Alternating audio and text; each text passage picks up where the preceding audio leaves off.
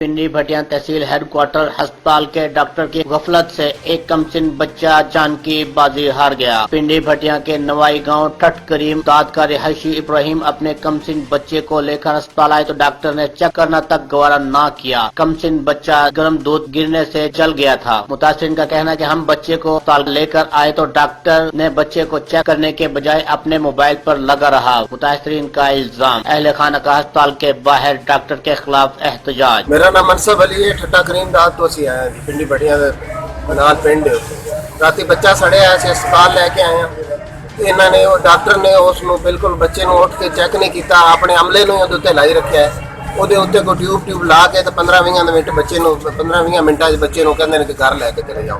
बच्चे की इतनी हालत खराब आई, वह बेहोश होया है, उसनों उल्टियां करता रहा है। डॉक्टर ने उठ के अच्छी तरह उन्होंने देखा नहीं तो बच्चा जिहड़ा साडा फौत हो गया। साडा यह मुतालबा है कि डॉक्टर के खिलाफ उसके खिलाफ कानूनी कार्रवाई की जाए। जिसने उठ के बच्चे अच्छी तरह चेक नहीं किया और उसने उसकी सीरीयस हालत जी है उसने बिल्कुल उसको जो इग्नोर उसको किया है। साडा यह मुतालबा है कि साडा जो ना उसके खिलाफ कार्रवाई की जाए।